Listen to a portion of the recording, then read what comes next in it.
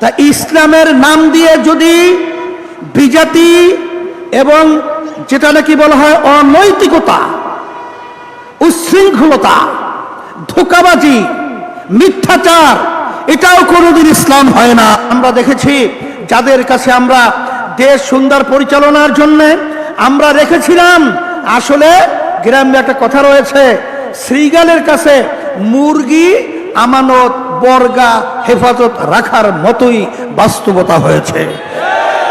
এদেশের কল্যাণ যদি আমরা চাই, এদেশের মুক্তি যদি আমরা চাই, আসেন আমরা ইসলামী নীতি আদর্শ নিয়ে যদি আমরা সামনে অগ্রসর হতে পারি, আর এটা বাস্তবায়নের জন্য সবচেয়ে বড় ভূমিকা পালন করবে আমার যুবকেরা। সামনে বিশেষ করে যে যুবক একঝাঁক বসে রয়েছেন, দাঁড়ানো আছেন, এই দেশের গড়ার ভবিষ্যৎ কারিগর। ইন্নাকা লাআলা খুলুকিন আযীম।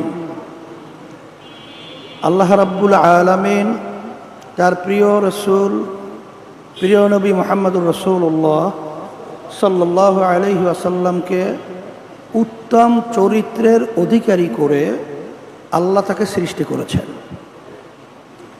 এই জন্যই আব্বাজান রহমাতুল্লাহি আলাইহি সহ আমাদের একটা মৌলিক গুরুত্বপূর্ণ স্লোগান রয়েছে, নীতি, ভালো নীতি ও ভালো নেতা চাই, এছাড়া জাতি দেশের মুক্তি নাই। ভালো নীতিও লাগবে আর ভালো নেতাও লাগবে।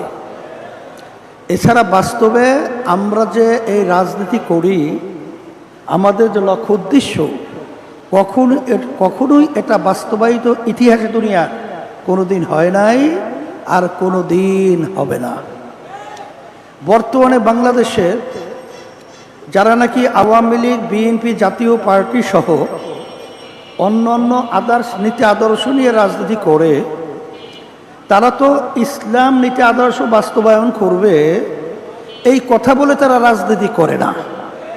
কিন্তু আবার কিছু ইসলামের নামে দল রয়েছে। আমাদের গ্রামে একটা বড় প্রবাদ বাক্য রয়েছে, একেবারে দেখতে কালো, নাম দেশে দলা মেয়া। কিন্তু আসলে দলা মেয়ার সাথে বাস্তবে তার কি মিল আছে?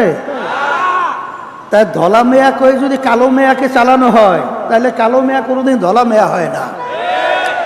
তা ইসলামের নাম দিয়ে যদি বিজাতি এবং যেটা নাকি বলা হয় অনৈতিকতা, উচ্ছৃঙ্খলতা, ধোঁকাবাজি, মিথ্যাচার, এটাও কোনোদিন ইসলাম হয় না। আমরা দেখেছি যাদের কাছে আমরা দেশ সুন্দর পরিচালনার জন্য আমরা রেখেছিলাম, আসলে গ্রামে একটা কথা রয়েছে, শ্রীগালের কাছে মুরগি আমানত বর্গা হেফাজত রাখার মতোই বাস্তবতা হয়েছে।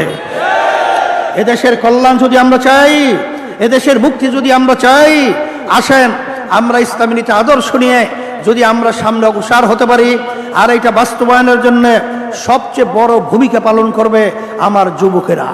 এই জন্য আমি যুবকদেরকে বলবো, আসো তোমরা আদর্শবান যুবক হও, তোমরা চরিত্রবান যুবক হও। যদি আজকে আদর্শবান এবং চরিত্রবান যুবক হতে পারো, সেদিন বেশি দেরি নয়, এই দেশের মধ্যে সর্বশ্রেণীর পেশার মানুষ দুনিয়াতে শান্তি এবং আখেরাতে মুক্তির পথ তারা দেখতে পাবে। এই আশাবাদ ব্যক্ত করে তোমাদের সম্মেলন যারা করেছে ধন্যবাদ জানিয়ে, আমি দোয়া করে তোমাদের কাছে দোয়া চেয়ে আমি আলোচনা শেষ করছি।